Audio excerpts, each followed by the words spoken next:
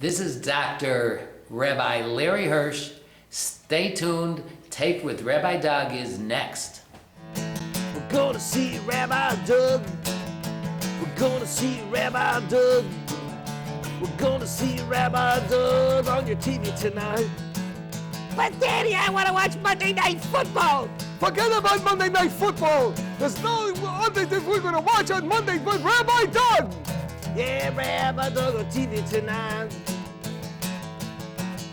We're gonna see Rabbi Doug. Oh, haven't anybody talk about that? Shalom and welcome to Taped with Rabbi Doug. We are here in Chicago, Illinois, and with me today is our medical expert and political analyst, our dear friend who is visiting from Israel, Rabbi Dr. Larry Hirsch. Doctor, welcome to the show. Thank you. I'm going to take this off. Yeah, we are social distancing today, obviously, and so first of all, let's start out with coming to America from Israel during the pandemic. I know a lot of people have not been able to do that. How do you arrange that? I guess because you're an American citizen also, you're able to. How do you arrange that, and what are the rules that you have to follow? Because you're coming here to be a doctor. You're actually coming here to do medical work in hospitals. And how does that all work? Because I know a lot of people would be very interested in knowing that. Okay, well, number one, my introduction is political analyst and physician, medical expert. That's interesting because maybe we'll get to this later in the show, but as of right now, politics and this epidemic are deeply connected. As you well know, I'll just give a quick example. President Trump saying that hydroxychloroquine works as a treatment for COVID-19, and then the whole world dumping on him, and a lot of it very political. That's one. Two, as far as getting into this country, I'm a little fortunate because I have both Israeli and American citizenship.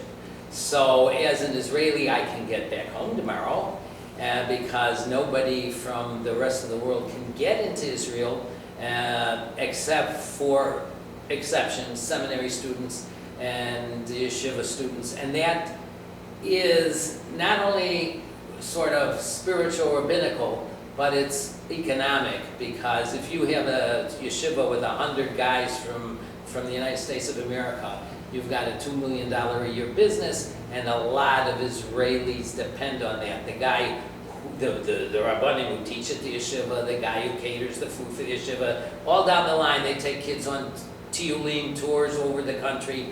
So it is important that I can go back and forth. And it's kind of and my American citizenship allows me into here with much ease. It's funny, the day I left 2.5 weeks ago, a very high up doctor in Kupat Cholim, that's HMO Lumit, talked to me.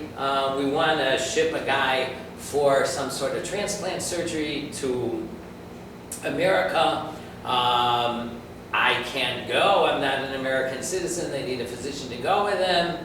How about you? And I go, well, I'm already signed up to work here in the States. So yes, COVID has made problems, and thank God I'm a dual citizen. As far as, it's funny, on both ends. I mean, Israel, as we well know, closed down much earlier. My wife and I were maybe the last tourists that Israel had flying all over the world. We had a long scheduled in February trip to Australia. We flew out of Israel, business as usual. Heathrow was wall-to-wall people on February 13th. And we were kind of laughing, what are those Asians running around with those masks for? And we flew Heathrow to O'Hare, same thing, business as usual. Left O'Hare 2 days later on a Sunday. Business as usual in Dallas, flew to Australia. No, we arrived a week after the brush fires were over, thank God. And a week into it, Australian tourism went down. Every province in Australia was asking the government for economic help. We were on a boat in the Great Coral Sea. It's wonderful. Lots of little Great Coral Sea where you can scuba dive or snorkel and Which I love, snorkeling in there. See the colored coral. You know, it's like the movie Nemo. I saw a shark. Their sharks are not man-eating. Just go right past my face. And the guy who was running the boat goes, "You're lucky all summer," and it was now late February, and it was their summer. The kids had just gone back to school. All summer I'm running this boat with 70, 71 people, you're 21, and that'll give you an example, and now it's just worse as the closure started. We got back to, as we went back, we arrived in LA, I met my brother there, and LA was a ghost town, the airport. We went back to O'Hare. O'Hare was now a ghost town, and when we got to Heathrow, again, Heathrow was a ghost town.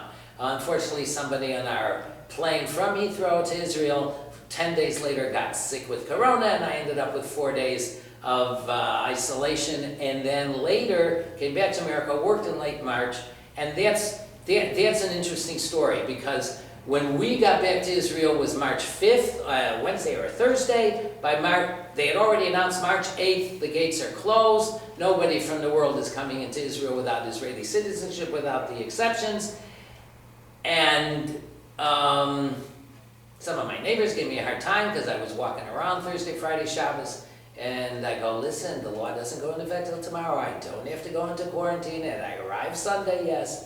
But the Israel March 8th closed. It was down to that was the Shabbos after Purim. That Shabbos was the last Shabbos with shuls. Here, the governor closed on March 21st. 2 weeks later, and 2 weeks on a disease where the average incubation period is 5 to 7 days or 6 days. 2 weeks, it's 2 incubation periods. That's a long time for a virus to spread. And Israel was weeks ahead. They were already, when we landed, you could not,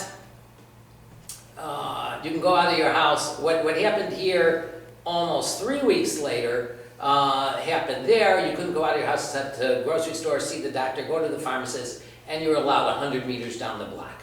That was what was going on in Israel by the last days of February, first week of March.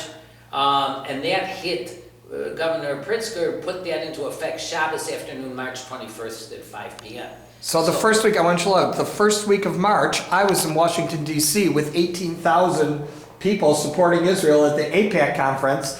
Here I was, 18,000 people. Nobody at the conference had COVID that we knew of course, and nobody, there's no word of it spreading. There were people that came home and got it.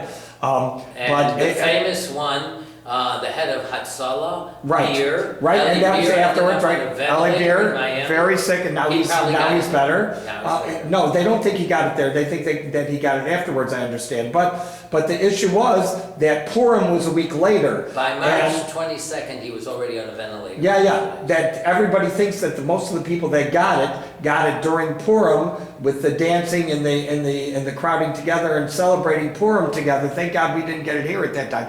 When I came home, the only people with masks on the airplane were Asian people. And this is the first week of March, and a week later, all of a sudden after Purim, that's when things hit the fan and it got bad. Could have been spreading the virus during APEC. 18,000 people is a great way to spread it. I don't think you're going to get a Purim party with 18,000 people.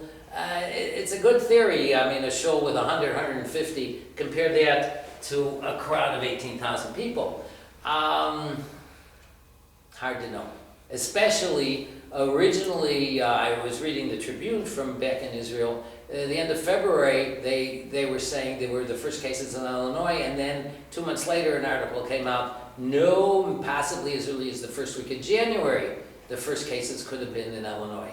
So as far as getting in and out, yes, I came in and worked in a hospital here, and I am a very lucky person in a way.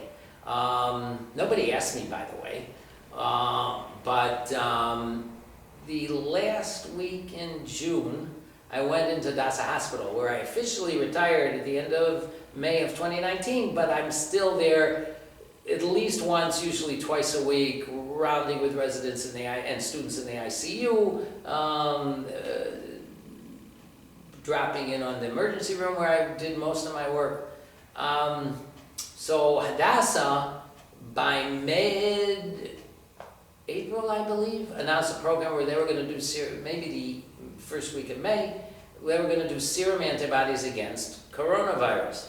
And I decided by mid-June that if I'm coming to the States, I'm visiting my 92-year-old mother, I'm going to work in the States, I want to find out if I've got antibodies to corona. So all you have to do and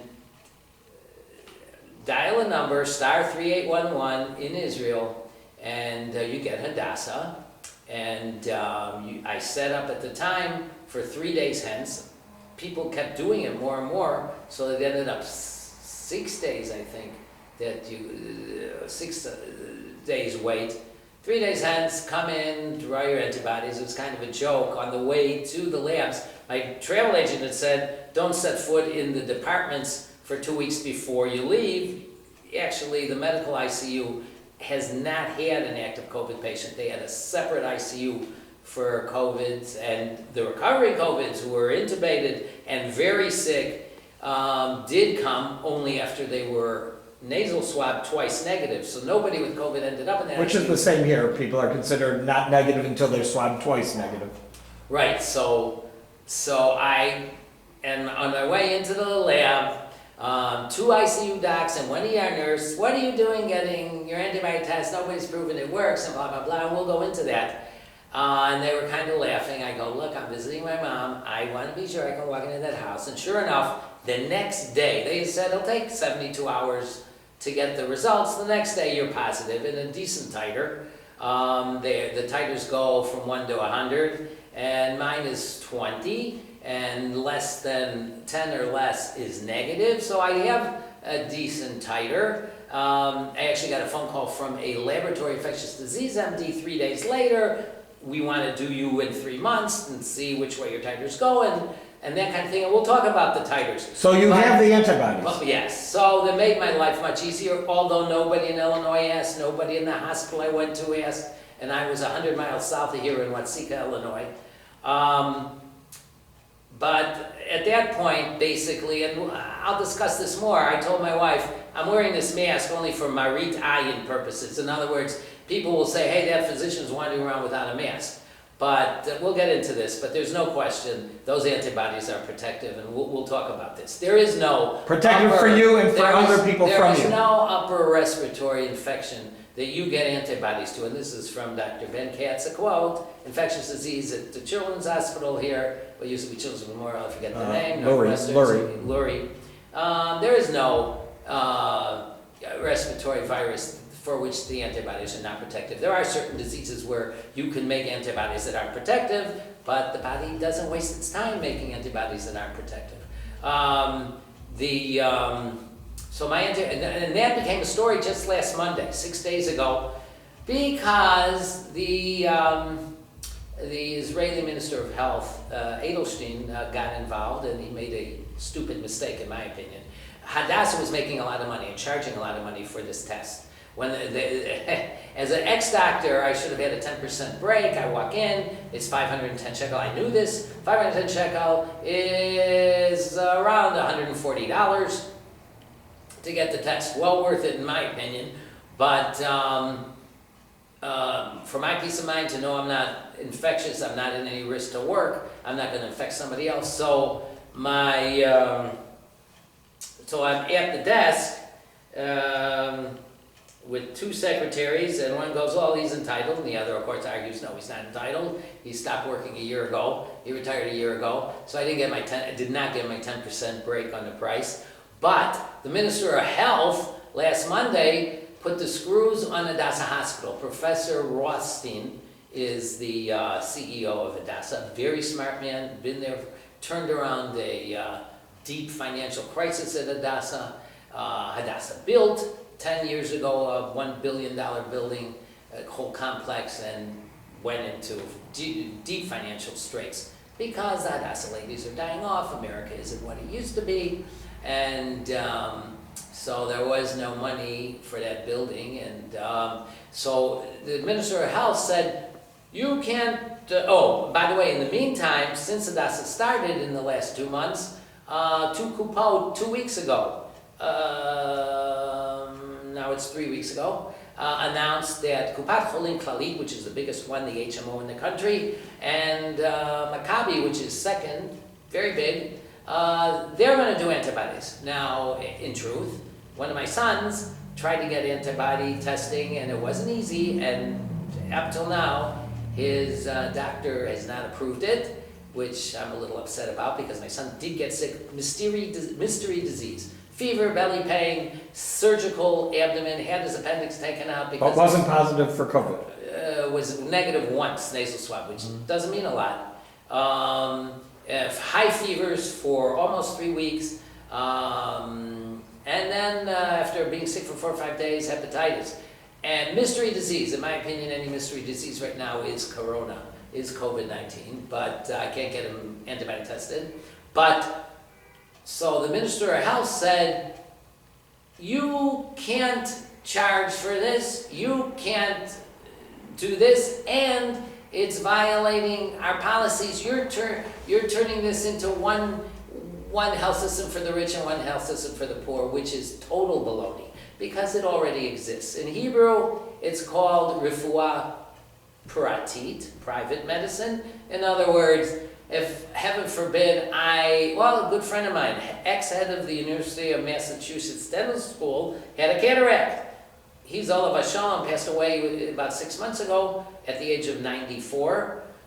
But he had to wait out Kupat Cholim. In other words, you want your cataract fixed, wait 9-10 months, and Kupat Cholim will get around to doing it, or slap down a few thousand shekel right now, and you can have it tomorrow.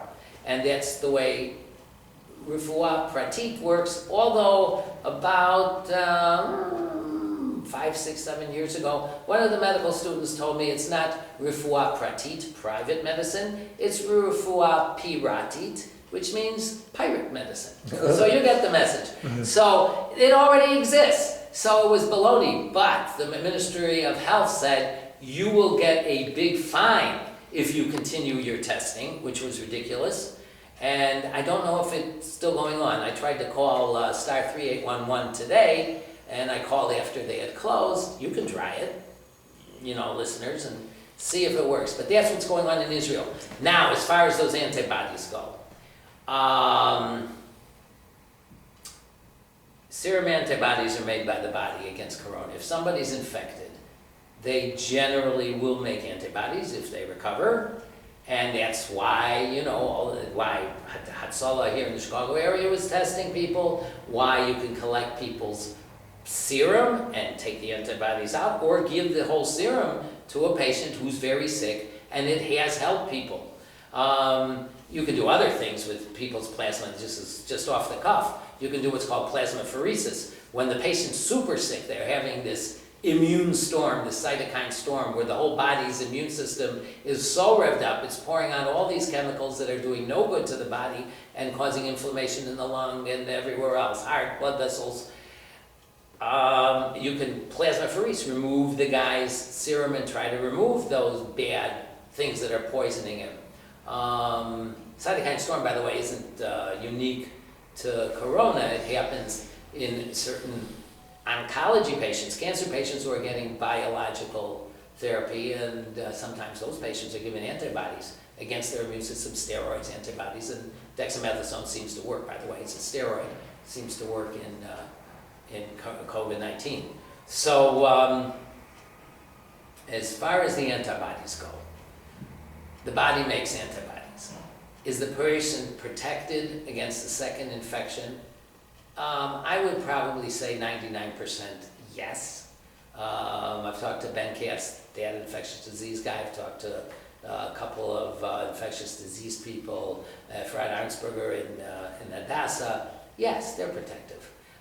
They've tried, the only experiment that's been tried is with rhesus monkeys to try, give them the infection, which they did, then the monkeys recovered, they made antibodies, and you could not give them a symptomatic reinfection. no matter what dosage of virus you gave. So I want to caution people, and this is very important. You can read all this garbage in the newspapers, and you can take any newspaper you want, Chicago Sun-Times, New York Times, whatever you want, and there's been all kinds of garbage written, about these cases that people have been reinfected. I mean, I'm right now, the rhesus monkey test is the only thing that shows that you can't reinfect a human being purposely to study it, but that you're protected. The other thing is, if you look at today's BBC, I think it's from Friday.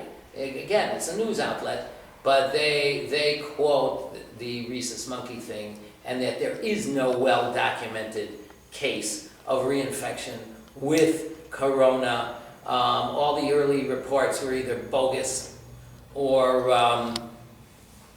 was simply errors in doing the nasopharyngeal test back in January, or stuff coming out of China, which can't be trusted. Let me ask you now, I want to jump subjects before we run out of time, and that is, Israel started out that things were under control. It seemed to be under control, that the virus was under control and not spreading, and then things started to open up there. So I want two things to ask you. Like right now, Netanyahu's, because of things getting worse there, because of an uprise of the spreading of the infection, once again after the squelching it in such a way, Netanyahu's popularity has dropped right as his trial has begun for corruption. So that's not a good thing that his popularity should go down at that time. And compared to Illinois, which I really want to see those answers. So number one, as far as Netanyahu's corruption, it's as fake news as the Russian hoax and the impeachment trial against Trump. It's baloney. He got some cigars and champagne. That's one. It's all an attempt by the left, progressives, whatever you want to call it, to get rid of conservatives' right wing. We'll get rid of that. As far as the second uptick in corona, it exists in Israel, but it's way overblown, and I want to talk about that. Again, the damn newspapers. Back in Israel, back in January, there was all kinds of headlines, a killer virus is coming. And people from Israel's Ministry of Health said, yes, we have to prepare. Yes, social distancing and masks, every infectious disease expert in Israel was on this since the end of January. But it was no killer virus. One of the bigger voices, who's a little bit of a nut, Professor Lasser, he was the ex-head of the Ministry of Health, retired, he said keep everything open. Okay, but he did make one important point among the other voices. It's no killer virus. A killer virus is smallpox. A killer virus, SARS, I believe, killed 10% of the people who got it, 8,000 worldwide, about 780 or something dead. This is no killer virus. As far as we know, 5% of the people who've gotten it have died, but not everybody's been tested, and the odds are it'll end up, if you tested the whole United States of America, 1 to 2% of the people who are positive, or maybe less, have died, and that'll be on the level of influenza. It's no killer virus. It kills, but it's no killer virus that you have to be, oh my God, 50% or even 10% of the population is going to die. Nowhere near it. That's one. Two, Israel was very blessed. We had, from January up till the end of June, 300 some people died. A very low rate, kill rate of corona, considering the total number of patients. I don't remember the percentage, but 300 people. Now, 300 people total in all those months from the end of January to the end of June. Let's compare that to Illinois. Illinois has 12 million people in Israel. It's 9 million people. 300 people died in Israel. Over 6,000 people died in Illinois. Even if you multiply the Israeli population, add 3/4, so 400 people based on the population of 12 million versus 9 million would have died. 6,000 died. Israel was 12 times at least, and closer to 15 probably, more safe than America. Why? Yes, social distancing and masks. And Eretz Yisrael is Einei Hashem. God watches. And it is the law when you're out in public, you have to wear a mask in Israel. Yes, and you can get a big fine. I mean, the police were very nice for months, but since the second, they did give out fines, 500 shekel, and some people who violated quarantine got thousands of shekel. I believe it was 2,000 at one point. I think they raised it. No, 2,000 shekel is $600. A nice fine if you violate quarantine and get shoved into a Corona hotel. Not in your house, in other words, you're just thrown out of your house. And nobody made a big fuss about their rights violated because you don't have the right, as, again, Dr. Ben Katz, you don't have the right to run through a red light. You don't have the right to spread your virus all over the place. So much for that complaint. As far as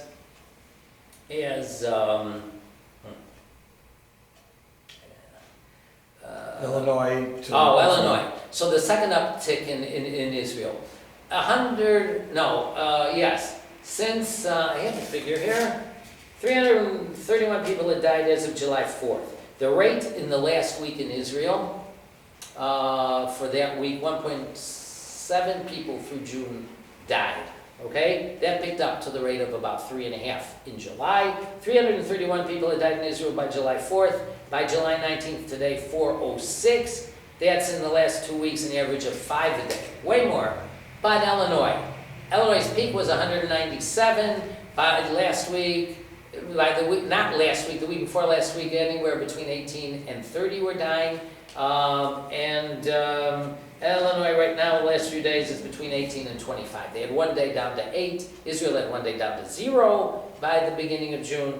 But 18 to 25 versus average of 5 a day in Israel. Again, making Israel somewhere between 3.5 and 5 times safer. Yes, we probably listen more to social distancing and masks, and those are the main two things. Soap kills the virus.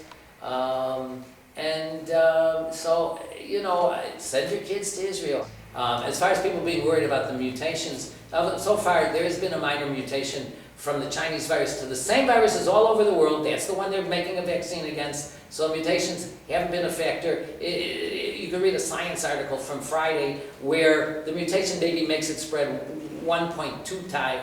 Well, 20% more is statistical, but not clinically significant, what this virus in the spike protein is made. And they're making a vaccine against the prevalent virus, which is the mutated virus. And it mutates very slowly. Slowly, then flu virus, slowly, than many other viruses. Thank you so much for being with us.